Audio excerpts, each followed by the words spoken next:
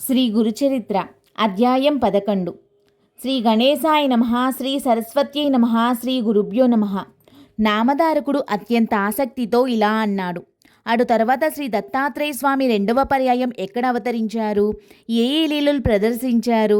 అప్రమేయుడైన ఆ భగవంతుని లీలలు మీరు చెబుతూ ఉంటే వినాలన్న కోరిక నాలో పెరుగుతున్నదే కానీ తరగడం లేదు. ఆ రెండవ అవతార విశేషాలు కూడా వివరించండి.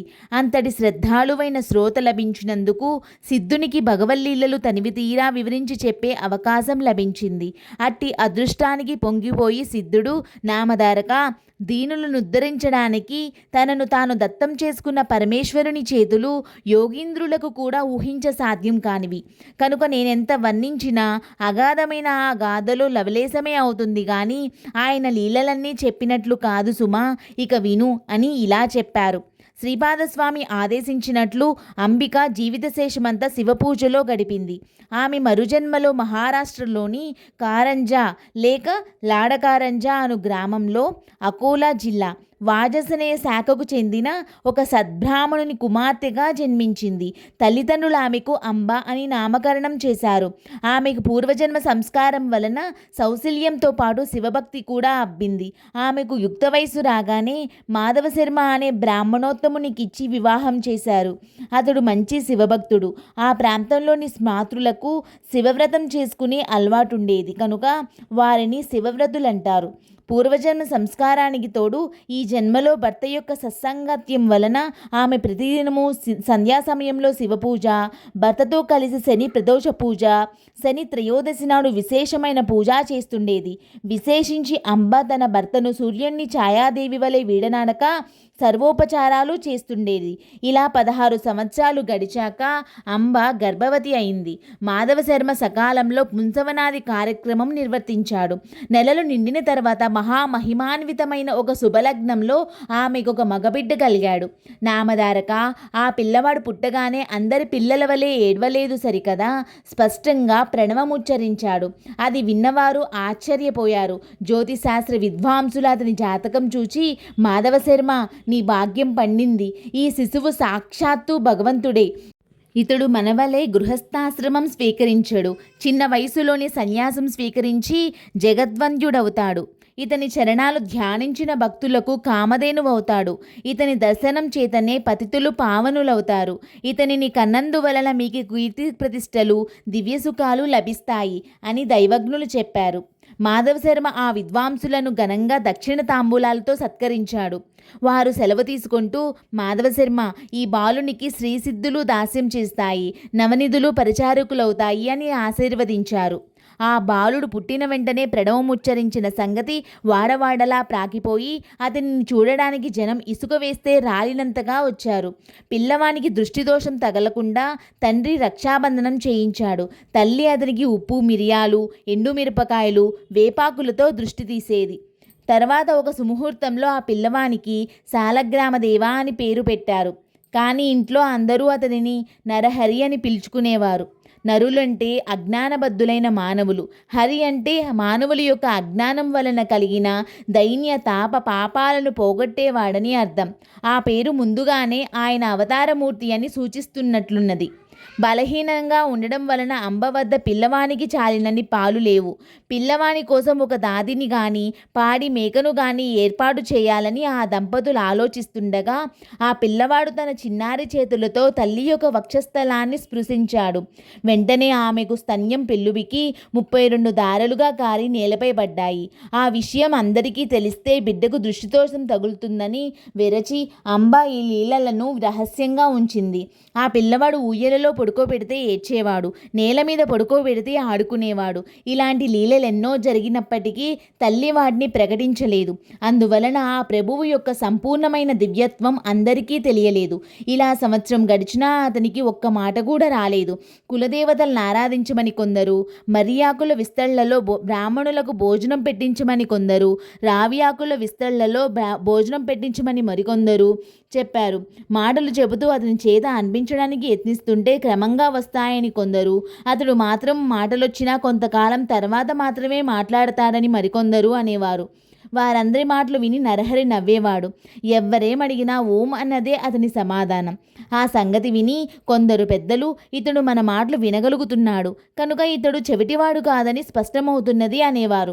అతడు మూగవాడైతే అంత స్పష్టంగా ఓం అనడం సాధ్యం కాదు. అతడు మాటలొచ్చి కూడా ఎందుకో మాట్లాడడం లేదు అని కొందరు తల్లికి ధైర్యం చెప్పేవారు. ఆమె ఎవ్వరేది చేయమని చెప్పినా అదల్లా చేసేది. తమ కులదైవమైన దత్తస్వామికి ప్రత్యేక పూజలు చేసేది. ఇలా నరహరికి 7వ సంవత్సరం వచ్చింది. కానీ అతడు మాట్లాడనే లేదు. బాలుడు మూగవాడవుతాడని తల్లిదండ్రులు ఎంతో కలత చెందారు. ఒకనాడు అంబ అతని పరిస్థితికి కంటతడి పెట్టింది.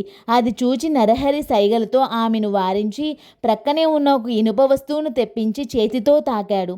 తక్షణమే అది బంగారంగా మారింది.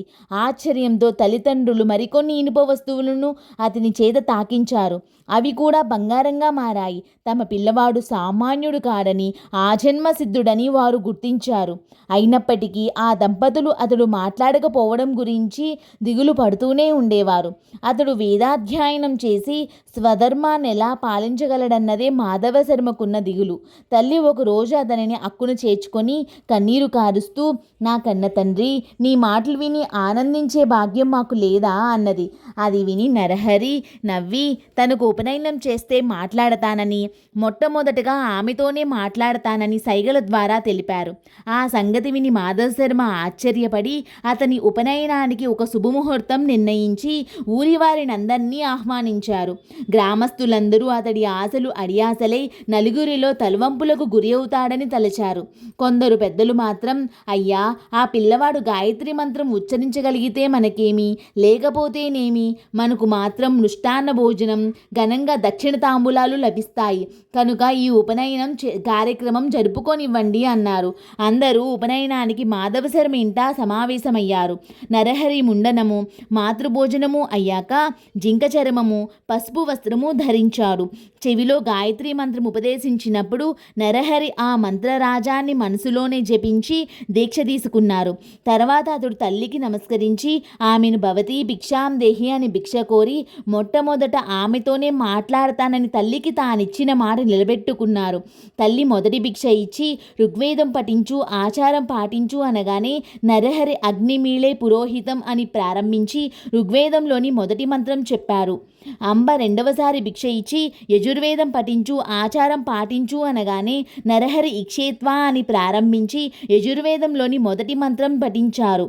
తల్లి మూడవసారి భిక్ష ఇచ్చి సామవేదం పఠించు, ఆచారం పాటించు అనగానే నరహరి అగ్ని ఆయాహి అని ప్రారంభించి సామవేదంలోని మొదటి మంత్రం గానం చేశారు. అది వినగానే తల్లిదండ్రుల ఆనందానికి, సభలోని వారి ఆశ్చర్యానికి అవధులు లేవు. జీవితంలో మొదటిసారిగా మాట్లాడడం, ప్రణవోచ్చారణ, తర్వాత వేద పఠనతో కాని చేయకూడదని నరహరి అంతకాలము మాట్లాడలేదని అందరూ అనుకున్నారు. 3 భిక్షలు అయ్యాక ఆయన 4వ వేదం కూడా చదివారు. ఆయన భగవద్ అవతారమని తెలుసుకొని అచటి బ్రాహ్మణులంతా నమస్కరించారు. సర్వశాస్త్రాలకు జన్మస్థానమైన ఆ ప్రభువుకు ఇది ఒక లెక్కలోనిది కాదు. క్రతువు పూర్తిగా వచ్చింది. మాధవ శర్మ దంపతులు అమితోత్సాహంతో ఉన్నారు. వామనుని వలె భాసిస్తున్న ఆ నూతన బ్రహ్మచారి నరహరిని తల్లి ఆశీర్వదించి, నాయనా, ఇక నుంచి నీవు భిక్షతోనే జీవించాలి సుమా అన్నది.